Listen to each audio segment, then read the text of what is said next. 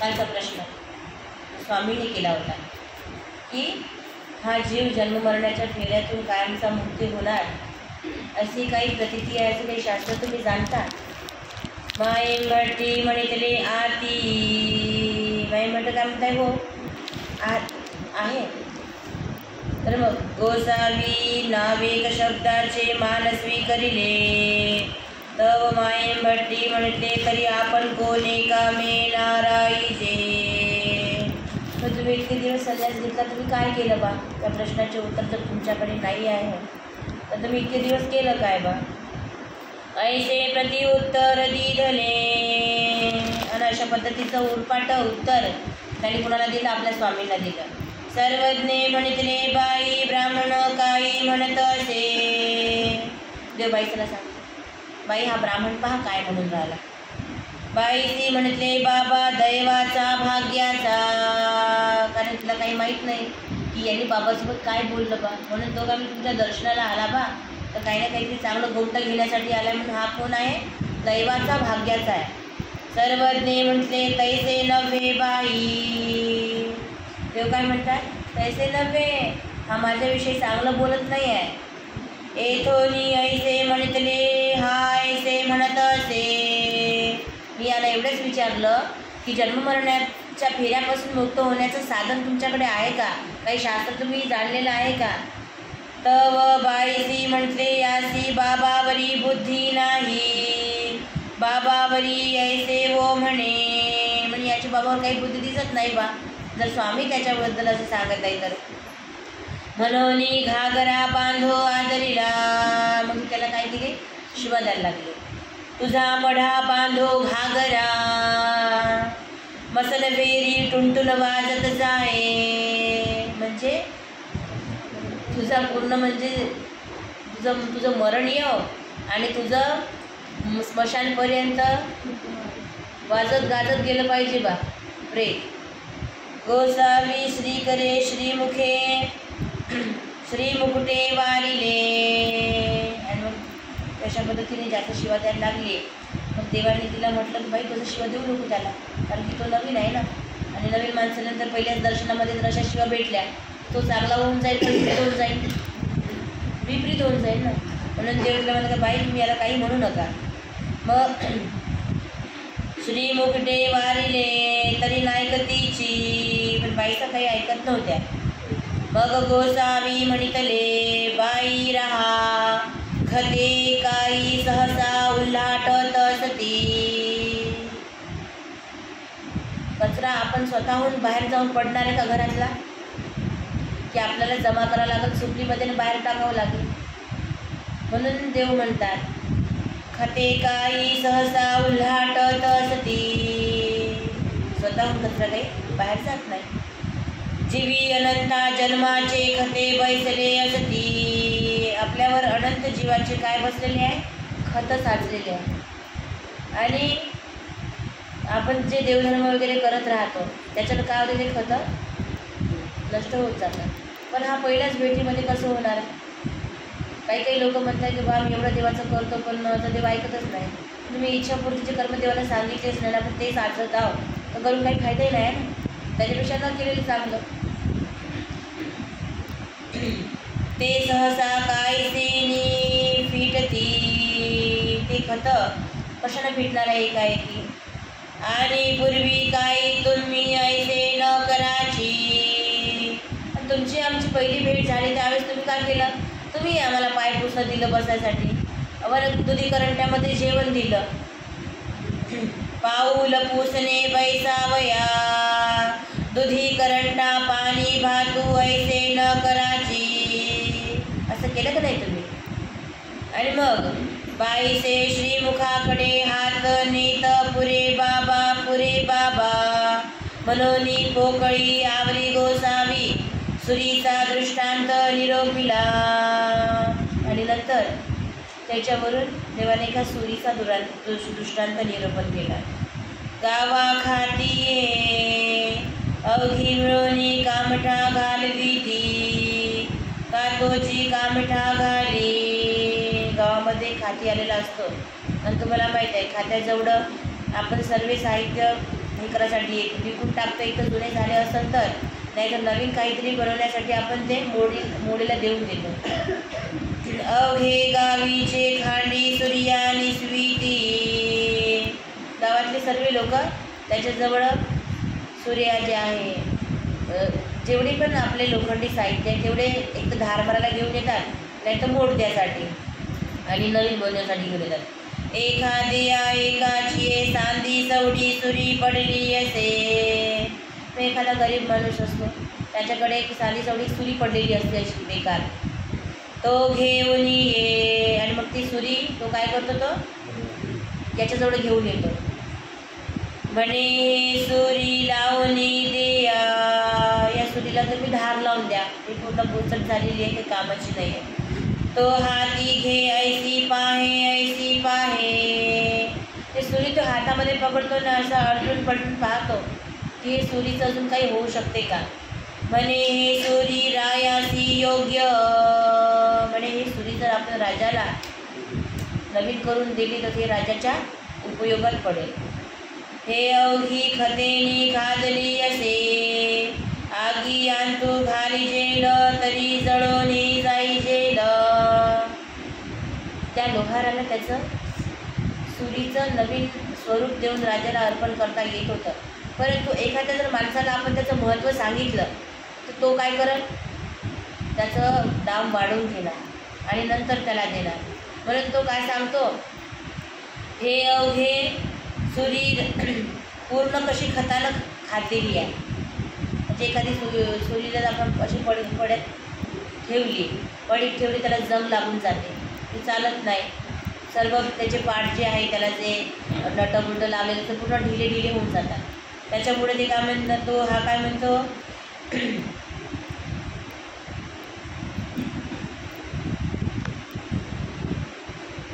आगी आणतू घाली जेल तरी जळोनी जाईल. याला जर मी आगीत टाकली तरी पूर्ण जळून जाणार हे वाला आणि याचं पूर्ण पाणी होऊन जाणार. इचे दामचारी घे आमामी जेळे खेळे करीन. असं करा, वया जाण्यापेक्षा असं करा, तुम्ही याचे 2-4 दाम घ्या. आताचा व्यवहार जो आहे तो पहिलेपेक्षा जास्त म्हणजे खर्चासाठी आता पैसे उपलब्ध आहे. पहिले दाम आले म्हणजे अशावर व्यवहार होत होता. तर मग त्यांनी काय म्हणताय की दाम 4 घ्या बाईचेवाले, मामी चिडे खिळे करीन. आणि मी जे पूर्ण याला हे करून नाही का मोडून याचं पाणी करून खिडे बिगडे काहीतरी करून टाकेल बा. तो दाम 4 घे घेऊनी जाये. मग तो 4 दाम घेतो आणि चालत जातो. त्याला याचं महत्त्व माहीत राहते का, नाही. तो ताट वेगळे करी पर्स वेगळा करी. त्याचे सर्व पाठ तो काय करतो, वेगळे करतो. ताट आणतू घाली परसांत घाली, ऐसे वितुंडोली सांडी तो विळवरी मनिये करी. तो काय करायचा, दिवसभर लोकांचं कामकाज करायचा आणि नंतर मग वेळ भेटला आपल्यानंतर ते तो त्याचं काम करायचं. परिदृष्टी तियेची वरी असे, पण ते काम त्याने अलग एका कोणत्यामध्ये ठेवलेलं असते की हे आपल्याला महत्त्वाची आहे. सर्वात जास्त पैसे हे सुरीच मिळवून देईन आपल्याला, परंतु आलेला जे लोक दुसरेही वस्तू देणार ते तर काम सोडायला लागत नाही तिच्यासाठी. म्हणून तो दिवसभर यांच्या करायचे, पण लक्ष कुणावर राहायचं, सुरीवरच राहायचं. मग आगी आणतू घाली तेने करुणी एक खते झाडी. मग तुला आगीत टाकतो, त्याच्यावरचं एक खत. ही सर्व प्रक्रिया कशाची चालली आहे तर जीवाची चाललेली आहे, परंतु निमित्त काय दिलेलं आहे, त्या सुरीचं. तावी पिटी उजरी, त्याला तावतो, पिटतो, उजलतो. तेने करून एक खते झाडी. अशा पद्धतीने एक खत काय करतात, तो झाडत आहे, त्या सुरीला एकदम स्वच्छ साफ करत आहे. खरसाणे लावी तेने करून एक खते झाडी. त्याला खरसाणे लावतो, कारण की ती म्हणजे जेव्हा आपण तिला धार देणार त्यावेळेस ती अशीच धार दिल्या जाणार नाही, त्याला काहीतरी लावावं लागेल तेव्हा ती धारदार बने. तेल सहाणे लावी, मग त्याला तेल लावतो चांगलं चमकदार दिसण्यासाठी. तेने करुणी एक खते झाडी. अशा पद्धतीने त्याला जेवढे पण खतं लागलेली आहे तेवढे ते एक एक खतं दूर करता झाडत आहे. तूप सहाणे लावी तेने करुणी एक खते झाडी. मग आपुलिया परी एक परजवाये. मग तो आपल्याकडला एक परज म्हणजे त्याला काहीतरी पकडासाठी एक मजबूत लावावं लागतं ना, तो लावायचा का तोची परजवाये. किंवा तो जुनाच चांगला व्यवस्थित करून तो त्याला वापस लावतो. ते सुरी रायासी भेट करी. मग ती सुरी राजाला भेट करण्यासाठी उपयुक्त असते. मग राव तयासी दाव बसाये दे. त्याच्या बदल्यामध्ये राजा त्याला त्याचं दुप्पट दाम देतात.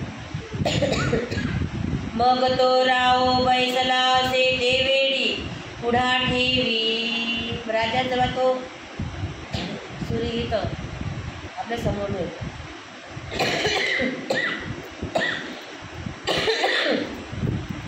चाले ते वेळी हाती धरी. आणि जेव्हा तो चालायचा तेव्हा तो हातामध्ये धरून सोबत चालायचा. जे वेळी ते वेळी मांड्या भरी ठेवी. आणि ज्यावेळेस राजा जेवण करायचा त्यावेळेस आपल्या मांडीवर तो सुरी ठेवून जेवण करायचा. निजे ते वेळी आडवांगी घाली. आणि राजा जेव्हा झोपायला ती सुरी आपल्या आडवांगी ठेवायचा.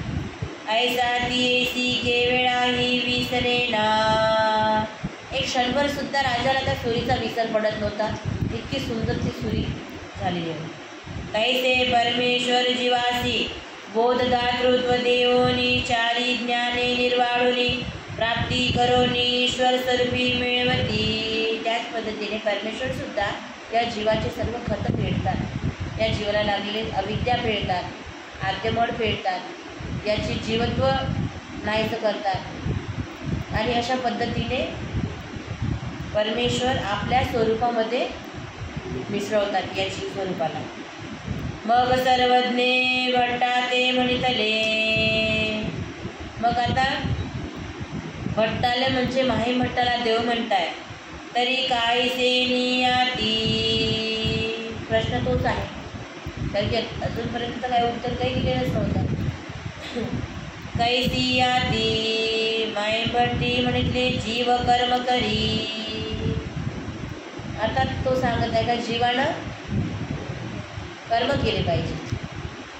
कर्मात व शुद्ध अंतकरण होय. आणि कर्म केल्याने काय होते? मनुष्याचं अंतकरण काय होते? शुद्ध होते.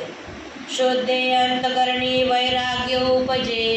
अंतकरण शुद्ध झाल्यानंतर वैराग्य उत्पन्न होते. वैराग्य कशाला म्हणायचं?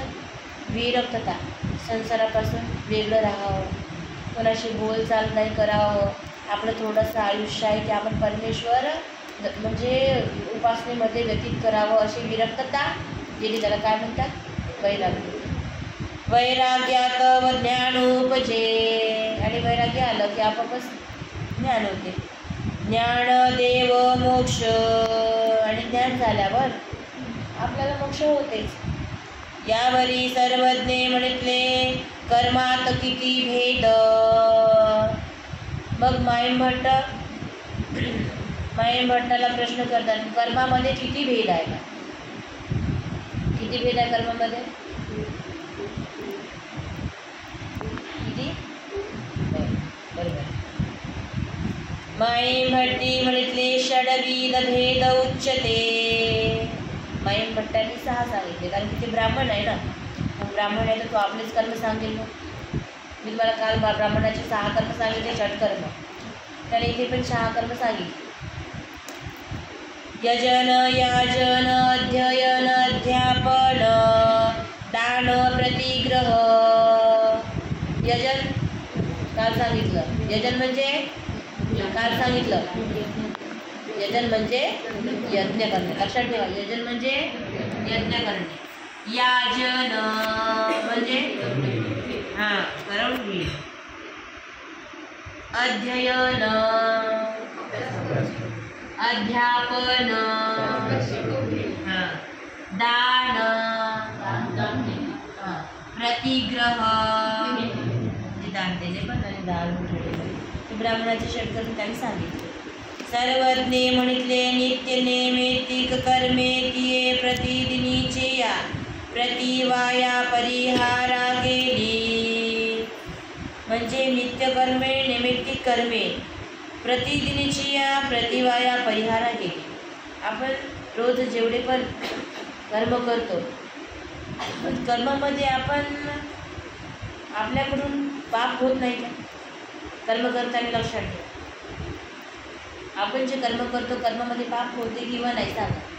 तुम्ही चालता का होतं चालल्यानं जंतूची हिंसा होते है ना. तुम्ही बोलता आपण श्वास घेतो त्यावेळेस आपला जीव आपल्याला ते दिसत नाही पण आपल्या वातावरणामध्ये खूप सूक्ष्म जंतू असतात. तर मग आपण देवाच्या म्हणजे श्रुती आहे देवतेच्या वेळी जे ब्राह्मण लोक बोलतात त्याचं मला म्हणजे उच्चारण करतात याच्यामुळे सुद्धा चांगलं तर करत आहोत परंतु तेही मरतात जीवजंतूचे. आपण पाण्यामध्ये आंघोळ करले की खूप सूक्ष्म जीवजंतूची हिंसा होते. मग हे हिंसा कशाने चुकणार? हे नित्यनैमित्तिक कर्म जे आहे हे त्याच्या परिहारा गेली बा. म्हणजे तुमचे कर्म समान झाले. मग एक चांगलं आणि वाईट दोन्ही होत आहे ना. मग तुमचे चांगलं कर्म वाईटाला काय करताय? मग बरोबर झालं ना. बरोबर झालं की नाही सांगा. पापही होत आहे ना पुण्यही होत आहे. मग तुमचं मोक्षासाठी कर्म उरले कुठं? हे बरोबरच झाले ना आता. म्हणून देवही ते सांगण्याचा प्रयत्न करताय की नित्य नैमित्तिक कर्मे तिये प्रतिदिनीचे या प्रतिवाया परिहारा गेली. परिहार झाला दोन्हीचाही बरोबर. काम्ये तिये फळा गेली. काम्य कर्म कशाला म्हणतात? काम्य कर्म कशाला म्हणतात? काम म्हणजे इच्छा. लक्षात ठेवा. काम कशाला म्हणतात? इच्छा. म्हणून देव म्हणतात की काम्य कर्म ती काय झाली? काय झाली? फळा गेली. म्हणजे जेव्हा तुम्ही एखादी कामना करून देवतेची भक्ती करता तेव्हा तुम्हाला ते देवतेच्या फळाला घेऊन चालली. ठीक आहे. रोजचे कर्म तुमचेवाले ते तुमच्या परिहारा गेली आणि जे तुम्ही मागितलं ते तुमची फळपूर्तीसाठी झाली. तर मग मागे असे कर्म आता तुमचे शिल्लक मोठं कर्म आहे सांगा. एक इच्छापूर्तीचे कर्म ते तुम्हाला फळाला घेऊन जाणार देवता फळाला किंवा काही दुसऱ्या फळाला.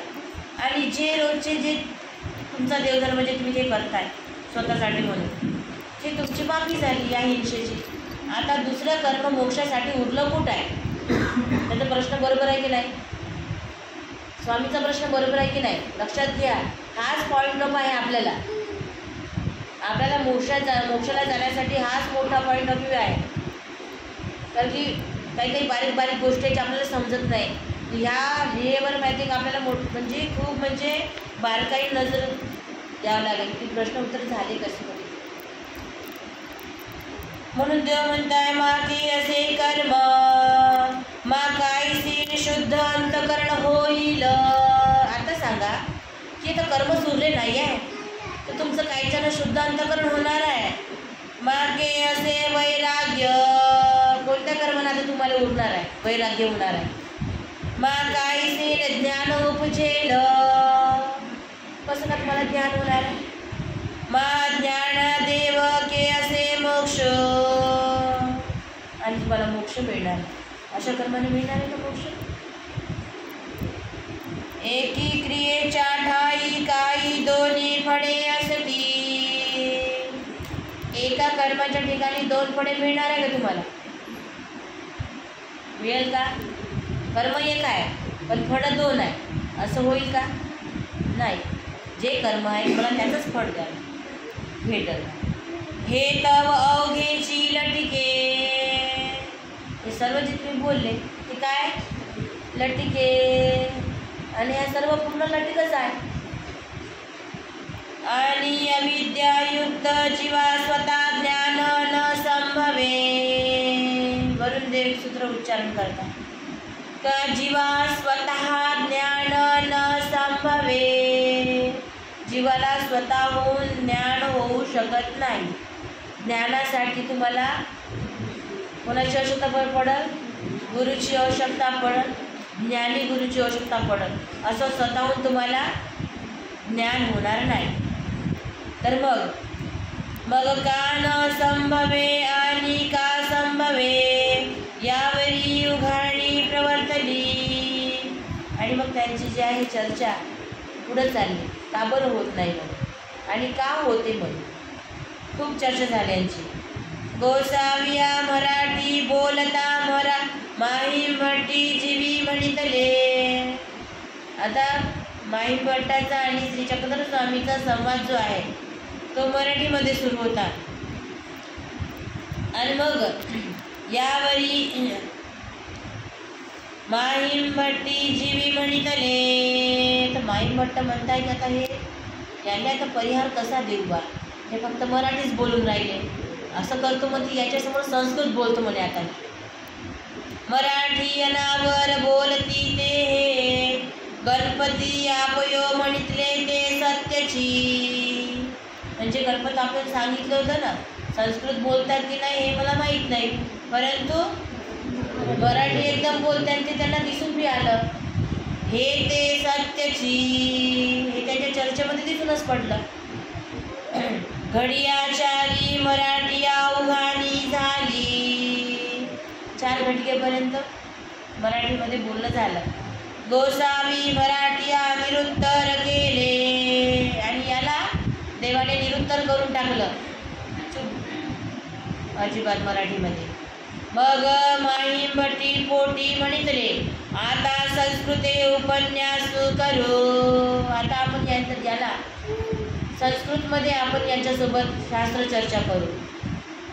संस्कृते उपन्यास केला तव गोसावी अवलीळा संस्कृते बोलो आदरिले. अरे साक्षात परब्रह्म परमेश्वरासोबत तर चर्चा सुरू आहे, ज्याने हे सर्व सृष्टीचं निर्माण केलेलं आहे. त्याला काही भाषा बोलता येणार नाही आहे का? मग देवही संस्कृत बोलायला लागले. जे प्रयोग बोलती ते तया श्रुतची नाही. आणि देव जे प्रयोग त्यांच्या पुढे मांडायचे ते माहिमभट्टाने कधी ऐकलेच नव्हते. आणि मग ऐसी घडिया चारी संस्कृते उघाणी झाली. 4 घटिकापर्यंत मग संस्कृतमध्ये सुद्धा त्यांचं काय झालं, संभाषण झालं. आणि ते संभाषण तुम्हाला मराठीमध्ये आतापर्यंत सांगितलं. मग संस्कृते निरुत्तर केले. देवानं संस्कृतमध्ये सुद्धा त्या माहिमभट्टाला, ज्याला 6 शास्त्र पारंगत आहे, त्याला काय केलं, हरवून टाकलं. मग गोसावीची मुख केले सर्वज्ञ म्हणितले. मग देवच त्याला उत्तर देत आहे. सृष्टीमध्ये जे तुले जीव करी. म्हणजे या सृष्टी तलावर जे तुले जीव करत, म्हणजे जिथलेही जीव आहे कोणतेही पुण्यकर्म करा, कोणतेही पण देवताचे कर्म देवताच्या निमित्ताने करा किंवा एखाद्या जीवाच्या निमित्ताने करा किंवा कोणाच्याही निमित्ताने करा. ते तुलेनी कायसे नाही मुंचे ना एक वांचोनी. कितीही अथक प्रयत्न करा जीवासाठी, कितीही अथक प्रयत्न करा तुम्ही देवतेसाठी, परंतु जीव मुंचिजेना, हा जीव मुंचिजेना म्हणजे मुक्त होऊ शकत नाही. कोणाशिवाय होऊ शकत नाही. तव माहिमभट्टी म्हणितले. मग माहिमभट्टाने विचारलं, ते एक सृष्टी अंतर्वृत्ते होय आणि जीवाचे कर्ण होय, तर तेने का मुंचावे. आता देव काय म्हणताय की सृष्टीमध्ये जे तुलेही जीव करी ते तुलेही मुंचिजेना एक वांचोनी. आताच तुम्ही म्हणताय की एकाशिवाय हा मुक्त होऊ शकत नाही बा, आणि त्या एकानेच का बरं मुक्ती व्हावं हा जीव, बाकीच्याने का होऊ नये. म्हणजे आपण मनुष्याला अन्नदान करतो, देवतेच्या ठिकाणी भजन पूजन करतो, त्याच्याने होत नाही बा. आणि तुम्ही आता एक या सृष्टीमध्ये असं व्यक्तिमत्व आहे का ज्याच्यामुळे हा जीव या जन्ममरणाच्या फेऱ्यापासून मुक्त होऊ शकतो, तर त्यानेच का बरं होवावं. त्याला प्रश्न विचारला देवाला. तेने का मुंचावे, फक्त त्याच्याचमुळे का बरं मुक्त व्हावं हा जीव, बाकीच्याला का होत नाही. आणि एने का न मुंचावे, बाकीच्या का पण नाही मुक्त होऊ शकत? सर्वज्ञ म्हणितले तो जीवाचा स्वभाव. हा काय आहे? जीवाचा स्वभाव. कोण स्वभाव आहे जीवाचा? जीवाचा स्वभाव कोण आहे? तो जीवाचा स्वधर्म. कारण की जोपर्यंत त्याला ज्ञान होऊन हा परमेश्वर आहे आणि मी जीव आहे असं कळत नाही, जोपर्यंत जीवाचा स्वभाव परमेश्वर होत नाही. म्हणजे आपल्याला भेटावं ना परमेश्वर, असा स्वभाव झाला पाहिजे ना आपला. मग परमेश्वर आपला का होणार? स्वधर्म. स्वभाव प्रगटे तै जीव मुंचे. जेव्हा जेव्हा जीवाला आपला स्वभाव प्रकट होणार की आपण या सृष्टी तलावर कशासाठी आलेलो आहोत, कशासाठी आपला जन्म झाला आहे बा. आणि आपण येतं पहा, एका याच्यामध्ये म्हटलेलं आहे ते तुकारामाने सुद्धा आपल्या याच्यामध्ये अभंगामध्ये, जन्माचे ते मूळ पहावे शोधून आणि दुःखाची कारण जाणा. त्यांनी ते असे ओळीबद्ध विचाराने काव्य करून आपल्याला समजवण्याचा प्रयत्न केला. आणि जेव्हा असं होईल की आपण आपलं मूळ शोधण्याचा प्रयत्न करू आणि हा स्वधर्म जेव्हा आपल्या हृदयात प्रकट होईल तेव्हाच आपला जीव काय होणार? स्वभाव प्रगटे तै जीव मुंचे. म्हणजे जेव्हा परमेश्वराचं खरं खरं स्वरूप आपल्यासमोर येईलच तेव्हाच आपण काय होऊ? त्या जन्म मरणाच्या फेऱ्यापासून मुक्त होऊ. हे म्हणूनच ते माही मठालाही सांगितलं की त्याच्यामुळेच हा जीव ईश्वर प्राप्तीपर्यंत जाऊ शकते, अन्यथा कोणताही देवता धर्म करून जाऊ शकत नाही. आणि माहीम भट्ट बुजवली गेले. तो पंडित होता, एवढ्या मोठ्या लांबलचक गोष्टी घेण्यापेक्षा त्याला आता त्याच्या प्रश्नांचं उत्तर खरं खरं मिळालं.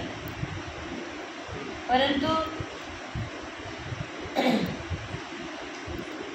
मग माई भट्टी म्हणितले जी जी एक ते काही. कारण की पहिलेच म्हटलेलं आहे का सृष्टीमध्ये जे तुलेही जीव करी ते तुलेही काय तरी म्हणजे ना एक माणसोनी. आता एकाकडे त्याचं लक्ष चाललं झालं, कारण की एक आहे बा ज्याच्यामुळे आपण या फेऱ्यापासून मुक्त होऊ शकतो. मग त्यांची जिज्ञासा तिकडे वळली. जी जी एक ते काही. आम्हाला सांगा तुम्ही का एक ती कोणती गोष्ट आहे की ज्याच्यामुळे आम्ही या संसारातून मुक्त होऊ शकू बा, मोक्ष आमचा मोक्ष होईल बा. सर्वज्ञ म्हणितले ते ईश्वर दास्य. तेव्हाच देव काय म्हणतात? ते ईश्वर दास्य. पहा आपण आलो कुठून? आपला वेद नामे बोध, म्हणून आपल्याला बोधाची लीळा घ्यावं लागली. त्याला बोध कसा झाला म्हणून आपल्याला एवढा हा या लीळेकडे वळावं लागलं की एक ते काय? ते ईश्वर दास्य म्हणजे परमेश्वराचे सेवादास्य. तेही म्हणितले जी जी ईश्वर तव निरवयव. बरोबर आहे. परमेश्वर तो कसा आहे? निरअवयव. कारण की परमेश्वर जेव्हा अव्यक्त स्वरूपामध्ये स्थितीमध्ये तर त्याने अवतार धारण केल्यानंतर अवयव आला, परंतु पूर्वी तर ते निरवयव. शास्त्रामध्ये असं आलेलं आहे. निराकार. तर निरवयवच काय? तर निराकार सुद्धा म्हणजे आकारच नाही. जसा तुम्हाला आकार आहे लंगुडा, गोल आहे ना, तसा आकारही नाही. मा निरवयव निराकाराचे कसे दास्य असे. तो या निरवयव निराकाराचे दास्य कसे होणार? कारण की आतापर्यंत त्याने जेव्हा परमेश्वराविषयी ऐकलं तर फक्त काय ऐकलं की परमेश्वर आहे याचं अस्तित्व त्याला मानलं, परंतु ते अवतार धारण करतात ते अवतार कोणती याची माहिती त्याला आहे का? नाही. म्हणून ते म्हणतात की निराकाराची दास्यच होऊ शकत नाही बा. कारण की जेव्हा माहीतच नाही ईश्वर अवतार आहे बा म्हणून जन्मतात बा म्हणून, तर दास्याबद्दल तर बहुत मोठी गोष्ट आहे. दुसरी गोष्ट आहे ती सर्वज्ञ म्हटले तुम्ही म्हणत असा ते तैसेची, तुम्ही जे बोलत आहात ते आहे तर सत्य, ते तसंच आहे. परंतु आता देवाने इथे पूर्वी प्रकरण निरूपण केलं आहे. काय लिहिलं आहे? पूर्वी प्रकरण. सृष्टीमध्ये कवणे करणे, म्हणजे सृष्टीमध्ये कवणे करणे, या सृष्टी तलावर कोणाच्याही करणाने. मुंची जेना, म्हणजे जीव मुक्त होऊ शकत नाही. करणे म्हणजे सेवा दास्यानं, जीवाचे असो किंवा देवतेचे असो. मुंची जेना म्हणजे हा जीव मुक्त होत नाही. एके परमेश्वरे विन, म्हणजे एका परमेश्वराच्या सेवा दास्याशिवाय. तोची परमेश्वरो निर्वयो निराकारो असे, देवाने ही गोष्ट मान्य केली की परमेश्वर निरअवयव आहे आणि निराकारही आहे. ही गोष्ट काय? कारण की बाकीच्या शास्त्रामध्ये परमेश्वर अवतार धारण करतात, याच्याबद्दल माहितीच नाही. परी म्हणून देवाने सांगत आहे की परी कृपावसे साकार होय. परंतु परमेश्वराजवळ जी काय आहे? कृपा शक्ती आहे. आणि म्हणून परमेश्वर त्या कृपा शक्तीमुळे काय करतात? त्यांची प्रवृत्ती अवतार घेण्याची होतात. म्हणून तो कृपावशे सावेयो, सावेयो म्हणजे निराकार सांगितलं त्यांनी, म्हणून तो अवयव धारण करतो. साकार होय, आणि तो साकार होतो म्हणजे तो आकारयुक्त होतो. अवतरे म्हणजे अवतारही धारण करतो. मूर्तीधार्या होय, म्हणजे तो मूर्ती धारण करतो.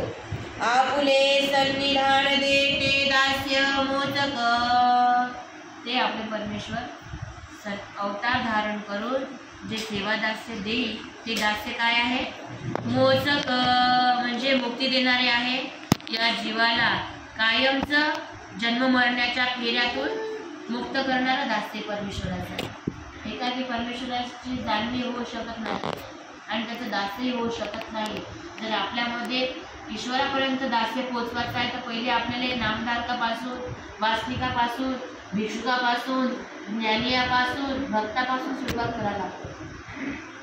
म्हणून देवाने भजनं बी ठेवली की नाही भजन? ते दास्य मोचक, तयाचे दास्य मोचक माईमभट्टी पुसले.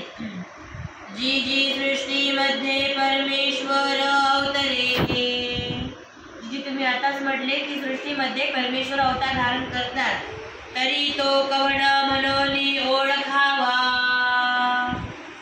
कोण आहे बा तो ईश्वर अवतार? म्हणजे आम्ही ओळखलं पाहिजे ना, आम्हालाही माहीत झालं पाहिजे की बरोबर ईश्वर अवतार धारण करतात. तर हे तर गोष्ट माहीत झाली, परंतु आम्ही ओळखावा कसा? तो कोण आहे बा या सृष्टी पृथ्वी तलावर ईश्वर अवतार? कवणाचे दास्य करावे, आणि कोणाचे दास्य करावं आम्ही ते सांगावं आम्हाला. आता इथपर्यंत आम्ही आलो. सर्वज्ञ म्हणितले जैसे द्वापारी श्रीकृष्ण चक्रवर्ती, तेव्हा त्यांनी पहिले नाम सांगितलं. म्हणून काय आहे? पहिला अवतार सांगितलं त्यांनी. जैसे द्वापारी श्रीकृष्ण चक्रवर्ती म्हणजे हे ईश्वर अवतार आहे.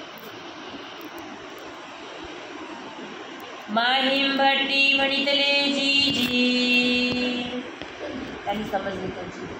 आता आम्हाला समजलं की ईश्वर अवतार कोण आहे. ते द्वापरी की, त्यांनी म्हटलं की ते तर द्वापर युगच झालं. कारण की हा जो प्रश्न उत्तराचा जे चालू आहे चर्चा, ही कलियुगातली आहे का द्वापर युगातली आहे? म्हणून त्यांनी प्रश्न केला जी जी ते द्वापर की, म्हणजे ही तर द्वापर मधले आहे श्रीकृष्ण भगवंत. आता त्यांचं अवतार कार्य नाही आहे. ते युगची गेले तेने अवतारे बीजे केले, ते युगच गेलं आणि ते अवतारही बीजे केले म्हणजे आपल्या स्वधामामध्ये निघून गेले. सर्वज्ञ म्हणितले जैसे सह्याद्री मातापुरी श्री दत्तात्रेय प्रभू. मग त्यांनी सांगितलं दत्तात्रेय प्रभूकडे त्यांनी बोलला. श्री दत्तात्रेय महाराज आहे मातापूरमध्ये म्हणजे माहूरला. त्यांचंही दास्य काय आहे, मोचक आहे, कारण की तेही काय आहे, ईश्वर अवतार आहे. माहीम भट्टी म्हटले जी जी ते अदृश्य. कोण अदृश्य? दत्तात्रेय प्रभू अमोघ दर्शन. असं सहजासहजी तुम्हाला दर्शन देत नाही, आणि दर्शन दिलं तर तुमचा मोक्षही झाल्याशिवाय राहत. कारण की दर्शन, अनुसरण, सेवा थोडं समोर डायरेक्ट. म्हणून बहुत अधिकारी जीवन त्यांचं दर्शन असं कुणाला त्यांचं दर्शन होत आहे. आणि दत्तात्रेय महाराजाबद्दल त्यांनी ऐकलं होतं, परंतु ते ईश्वर अवतार आहे हे त्यांना माहीत नव्हतं. म्हणून देवानं काय सांगितलं, कारण की श्री दत्तात्रेय महाराजचा अवतार कसा आहे, चारही युगामध्ये आहे. म्हणून तो निरूपण केलं. तयाचे दर्शनाची नाही ते अमोघ दर्शन. त्यांचं दर्शनच होऊ शकत नाही, ते अमोघ दर्शन आहे. ऐसा संदेह भाविला. असा संदेह त्यांनी मनामध्ये पाडला. कारण की जो दर्शनच देऊ शकत नाही तर आपल्याला त्यांच्यापासून ज्ञान होणार, त्यांचं दास्य करता येईल का आपल्याला? नाही.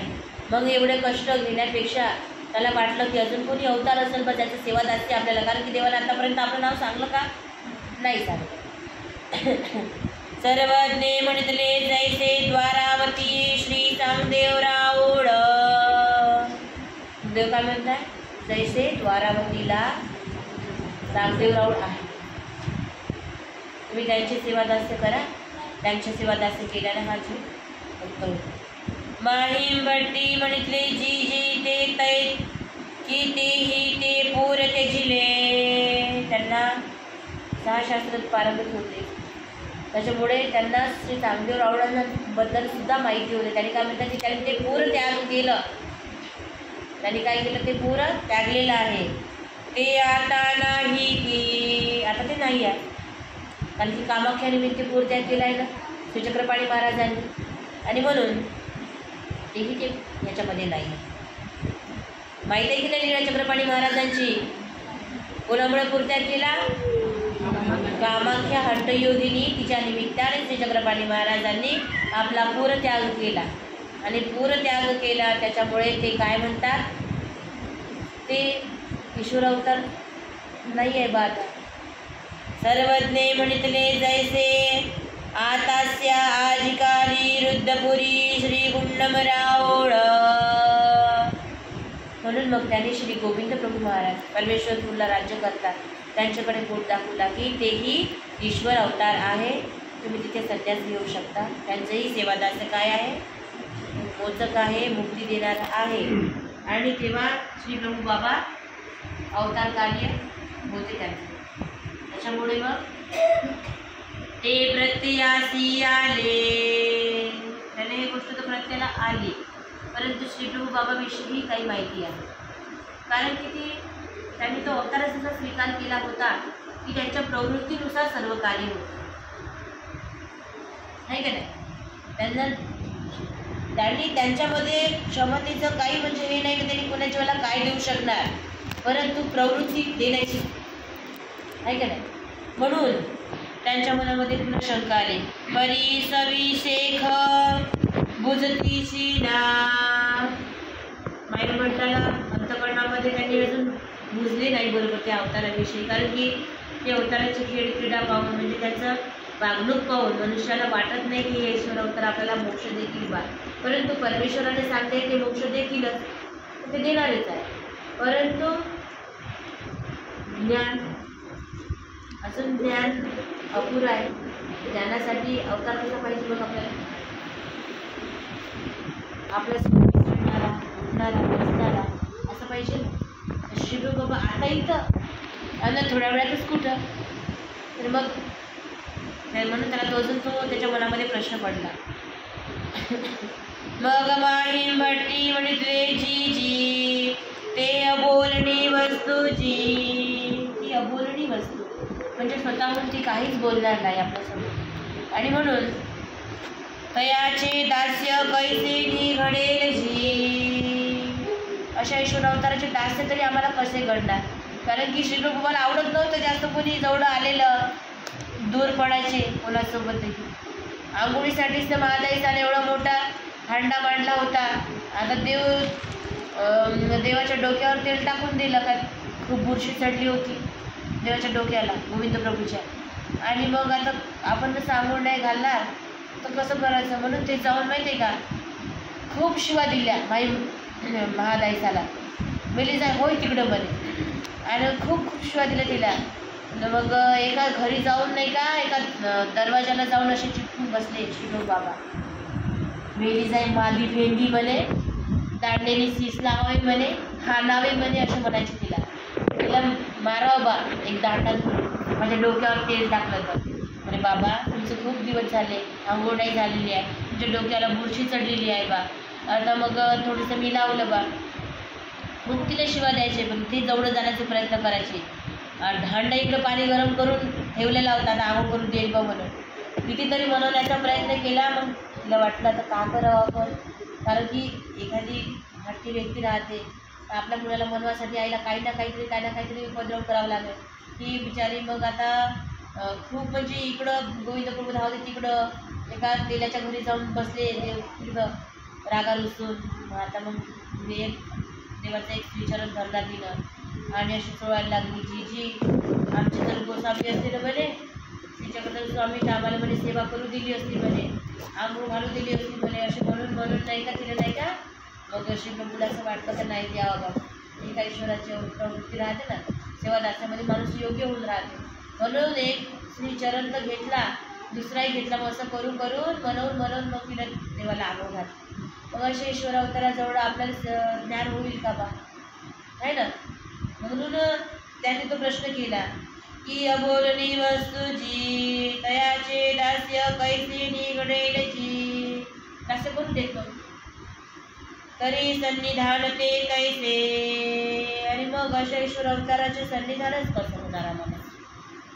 सर्वज्ञे म्हणितले ऐसे मनोनी श्रीकराचा अनुकार करीत आपल्याकडे दाखवीत म्हणितले. म्हणून मग त्यांनी काय केलं आपल्या श्रीकराचा. श्रीकर कशाला म्हणतात हात दाखव सांगितलं तुला एकीचेही दास नाही. त्यांनी मी स्वतः ईश्वर अवतार आहो बा, माझं सेवादास्य मोचक आहे असं नाही. फीट भावनेने सांगितलं का एकीचे सेवादास्य मोचक म्हणजे मुक्ती देणारा आहे. या जन्म मरणाच्या फेऱ्यापासून तुम्हाला मुक्त करणारे आहे. म्हणून श्रीकराचा अनुकार करिता आपल्याकडे दाखवीत म्हणितले तैसे विद्यमान हे. म्हणजे तुम्ही याही अवताराची सेवादासी करू शकता. आणि दृष्टी तया ते अवलोकिले. आणि मग दृष्टी त्याने काय केले अवलोकन केलं. अवलोकन करणं म्हणजे आपण पायापासून तर आपल्या म्हणजे कपड्यापर्यंत पूर्णच नाही का आपल्या चेहऱ्यावरून सर्व दृष्टी फिरवल्या शरीरापर्यंत. मग माई भट्टा बोध झाला. जेव्हा देवांनी हे 5 नामं सांगितले म्हणून काय झालं नामाने बोध झाला. म्हणून नामे वेद नामे बोध म्हणून नामानेही बोध झाला. मग माई भट्टा बोध झाला. ह्याच लिहून समजायचं की नामाने सुद्धा काय होते बोध होतो. गोसावी यावर ईश्वर प्रतीती आली. आणि तेव्हा आपल्या गोसावियावर त्यांना काय आली ईश्वर प्रतीती. म्हणजे हे स्वतः ईश्वर अवतार आहेत बा अशी प्रतीती त्यांची आली. मी जीव हा परमेश्वर. मी जीव आहो आणि हा काय आहे परमेश्वर आहे. ऐसी प्रतीती झाली. अशा पद्धतीची प्रतीती त्यांना आली. गोसावी परमेश्वरू मनोनी उठले. आणि मग खडकन उठले. कारण की पहिल्या भेटी जेव्हा ते आले तर उभ्यालाच थोडंसं झुकल्यासारखा नमस्कार केला आणि विशेष बुद्धी नव्हती ईश्वर अवतार आहे बा म्हणून आता ते खडकन उठले. आणि मग उठवली म्हणितले गोसावी आसी दंडवते घालीत घातली. आणि देवाला जाऊन दंडवत घातली त्यांनी.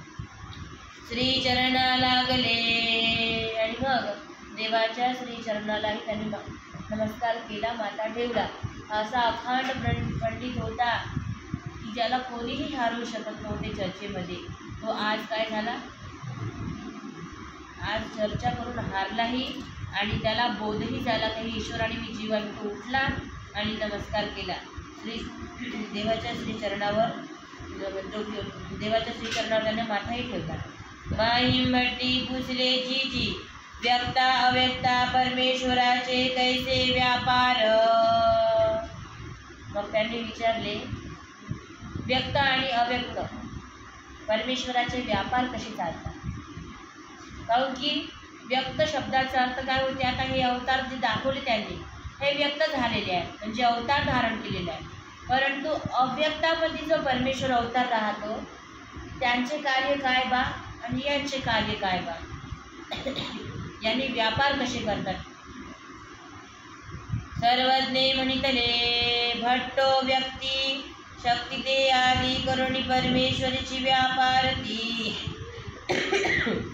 म्हणजे परमेश्वर व्यक्तमंत काय करतात, शक्ती ते आधी करुणी परमेश्वरीची व्यापार ती. म्हणजे शक्तीचाच परमेश्वर व्यापार करून घेतात, शक्तीनेच परमेश्वर सर्व कार्य करून घेतात. कारण की देवाजवळ आदिशक्ती आहे ना, त्या शक्तीमुळेच व्यक्त परमेश्वर आपला सर्व व्यापार चालत आहे. परमेश्वराचा सकळही व्यापारू शक्तीद्वारकू. परमेश्वराचा सर्व व्यापार कसा आहे, तो शक्तीद्वारेच आहे. आणि अव्यक्ती व्यापार नाही. आणि अव्यक्त परमेश्वराला व्यापार करण्याची काही आवश्यकताच नाही. व्यापार करायची आवश्यकता कोणाला आहे, तुम्ही आम्ही जन्माला आलो म्हणून आपल्याला कामं करावं लागते. आपण जर मरून त्या कामामध्येच बसून राहिलं तर आपल्याला फक्त निद्रिस्त अवस्थेत राहावं लागते. काही कर्म करावं लागतात का, नाही. म्हणून सर्व काही व्यापार जो आहे तो फक्त व्यक्त म्हणजे आपण जेव्हा जन्माला येतो तेव्हाच आहे. तशाच पद्धतीने परमेश्वर जेव्हा अव्यक्तातून व्यक्तात येतात, या सृष्टीतलावर जन्म घेतात तेव्हाच ते व्यापार करतात. आणि त्यांचा व्यापार कसा आहे, शक्तीद्वारकू. मला माहिती आहे का, बोध होणं काही साधी गोष्ट आहे का, नाही. देवाने त्याच्या श्रीचरणा त्याच्या पायापासून तर सर्व त्याचं शरीर काबर अवलोकन केलं, काबर अवलोकन केलं. परमेश्वर बोधशक्ती देतात, आपण लक्षात ठेवा, ती सामर्थ्यानेच देतात. तिथं म्हटलेलं आहे परमेश्वराचा सकळही व्यापार तो शक्तीद्वारे, म्हणजे शक्तीद्वारे आहे ना, ते बौद्ध शक्तीचा संचार करतात. समोरासमोरच अधिकरणाच्या बसलं पाहिजे. जेव्हा आपल्याला बोध वाचत राहिला तर असं आडकं बसल्यानं बोध नाही होत. समोरासमोर जेव्हा नजरेला नजर मिळाली तेव्हाच परमेश्वर बौद्ध शक्तीचा संचार करतात. आणि म्हणूनच इथे पण बोध झालेला आहे. आणि बोध झाल्यावर तो प्रश्न करता येतो की जी व्यक्त परमेश्वर आणि अव्यक्त परमेश्वर यांचा काय व्यापार आहे. आणि म्हणून जेव्हा म्हणतात की अव्यक्ती काही व्यापार नाही आणि व्यक्ती व्यापार आहे तो सर्व शक्तीद्वारेच होतो. अव्यक्ती व्यापार नाही माई भट्टी पुसले जी जी व्यक्ती परमेश्वर कैसे व्यापारती. तर मग व्यक्त परमेश्वर अवतार कशा पद्धतीने व्यापार करतात त्यांनी, शक्तीद्वारे तर करतात का, परंतु त्यांच्याबद्दल थोडीशी माहिती द्यावं. आपल्याला असे प्रश्न येणार का, आपण जिज्ञासक वृत्ती ठेवू नये आपल्या अंतःकरणामध्ये, प्रश्नाचे उत्तर घेण्याची प्रवृत्ती आपल्यामध्ये निर्माण करू नये. आता हे त्यांनी केलं म्हणून आपल्यापर्यंत पोचलं आहे की नाही. एवढं ऐकत भेटलेलं शास्त्र एखाद्या मूर्खच असत जो अभ्यास करणार नाही त्याचा आणि आपल्या जीवाचा उद्धार करून घेणार. हे आपल्याला उद्धारण्यासाठी महत्त्वाचं आहे. त्यांचा तो उद्धार झालाच परमेश्वर सन्निधानी, पण आपल्याला जर करून घ्यायचं तर आपल्या शास्त्राचा अभ्यास करावा लागेल की नाही. आणि म्हणून ते प्रश्न करतात. सर्वज्ञ म्हणते सृष्टीमध्ये परमेश्वर अवतरती. काय करतात परमेश्वर, हे काय आहे, सृष्टीमध्ये परमेश्वर अवतरती, मनुष्य वेशधारी होती. परमेश्वर सृष्टीमध्ये अवतार धारण करतात. मनुष्य वेशधारी होती म्हणजे पुरुषाचा वेश करतात धारण. माया वेशधारी होती म्हणजे मायेचाही वेश स्वीकार करतात. मायापूरधारी होती, मायेचा पूर धारण करतात. तिचं शरीर परमेश्वर काय करतात? स्वीकार करतात. माया निर्मितम पुरम मायापुरम, हे पूर कुणाचं आहे? मायाचं. म्हणून काय म्हटलेलं आहे? माया निर्मितम पुरम मायापुरम म्हणजे मायेनेच निर्माण केलं आहे, म्हणून तिला माया निर्मितम पुरम मायापूर असं म्हणा. माया घटाकार आकारे होते, माया घटाकारे आकारे होते. ज्या पद्धतीने कुंभार एखादी मडकं घडवण्यासाठी साशाचा उपयोग करतो, तशा पद्धतीने ती साशा कोण बनते? माया. आणि परमेश्वर त्याच्यामध्ये आपलं स्वरूप ओततात.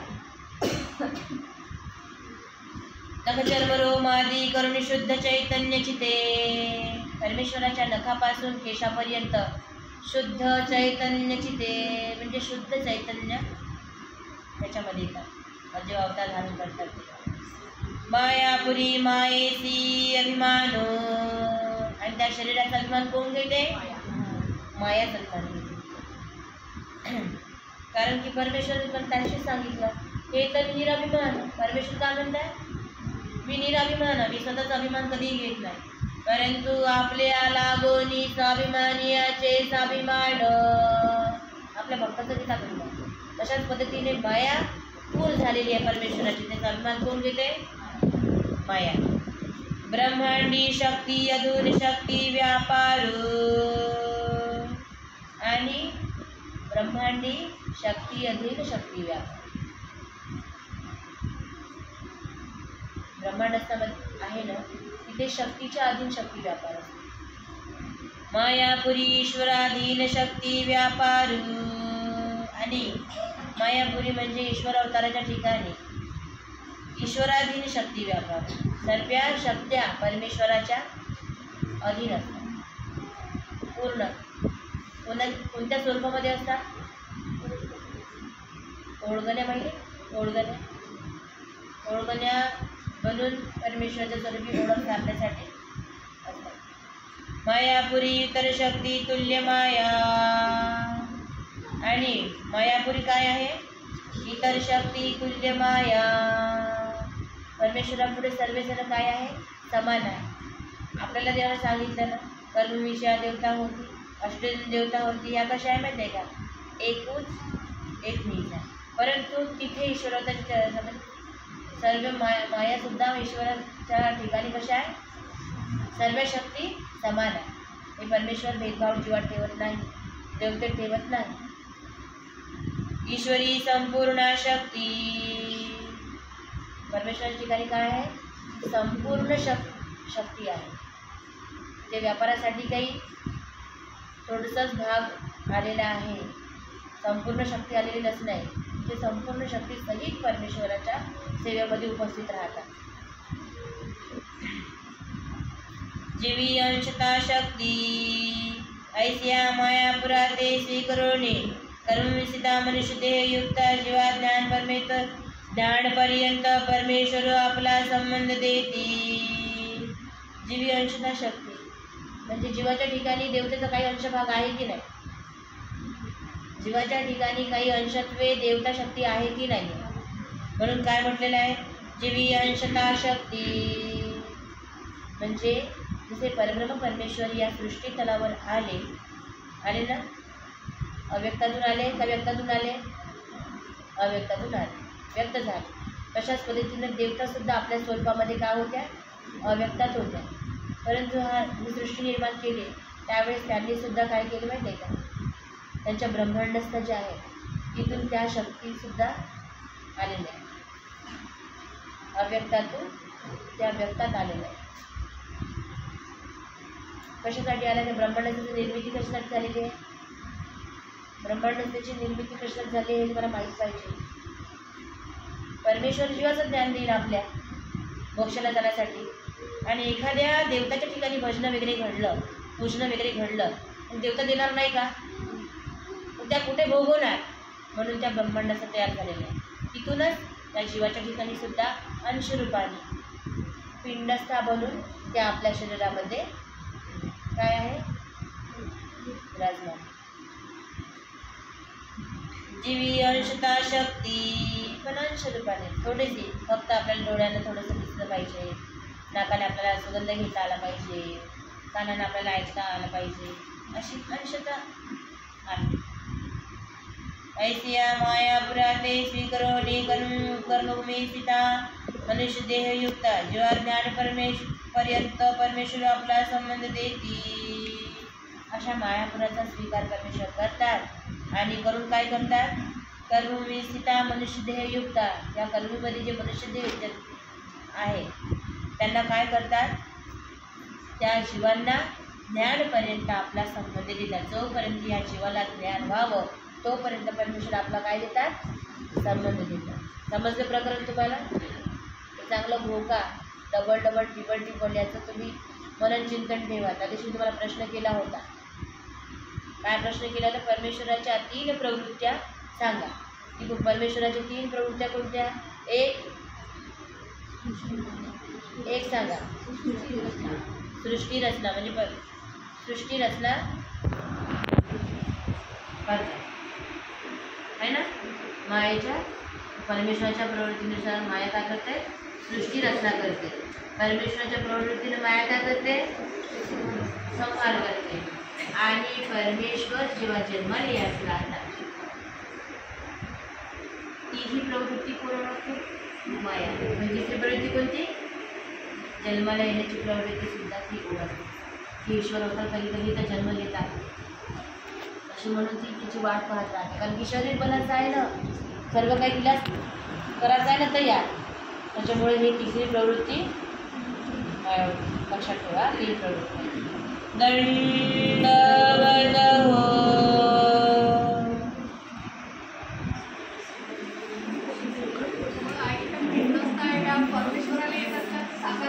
नाही, म्हणून त्याला काय म्हटलं नाही? शुद्ध चैतन्याची ते तिच्या पलीकडे काही नाही. बाकीच्याची सर्वांची आपल्याला लागते नाही.